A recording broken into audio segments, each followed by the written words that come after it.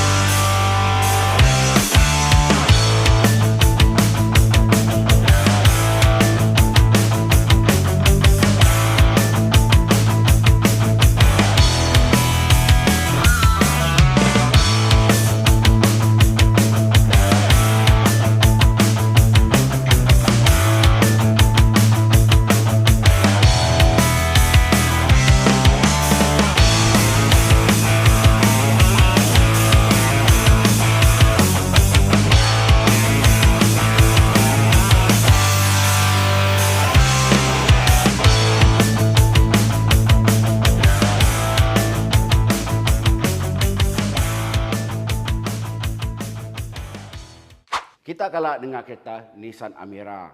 Dia tahu aku tunjuk kita orang kereta Nissan Amira yang dah nak popular. Tapi sebenarnya ya hebat. Laban ya style, ya jimat, ngau ya stable. Tajak ya 1.0 aja. Tapi bisa turbo. 1.0 maksud ya bila kita orang drive, ya konsum minyak ya rendah. Tetapi bila kita mecut, turbo on, mantap. Ketinggian aku 170. Kita mendak bagian palak agak lepas. Satu temukan. Kaki luas. So, tidak masalah pasal ruang. Bonet ia cukup besar. Ngau kapasiti 482 liter. Boleh muat aku dalam. Rim 16 inci. Depan belakang bisik stabilizer. Depan suspension Magnuson, belakang Thompson beam. So bila non cornering sedap nak boleh lari. Dia tahu aku akan tunjuk kita nama interior bahagian pemandu tu. First, ia bisa flat bottom. Bahagian steering ngau disalut ngau leather. Lepasnya bahagian tu navigator. Okey?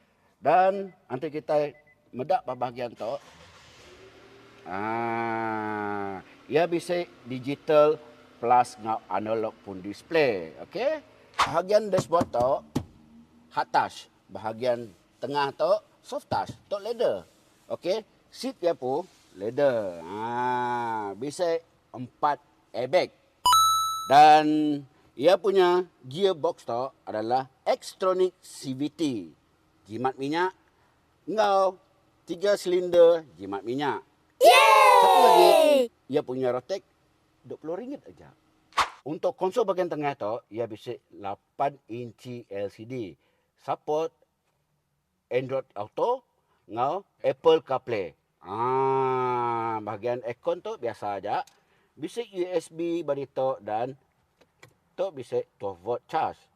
Push start button bagi tu. Okay.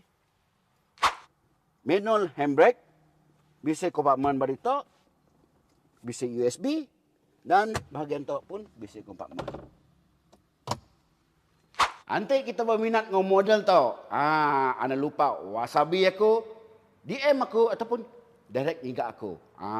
Okay. Laban aku mayuh ke kereta bagi tu untuk kita orang test. Selain model tadi, aku bisa model bukai gak untuk kita orang test. Nanti kita orang kak feel it. Datang Nissan Ladang 1000. Tapi anak lawan.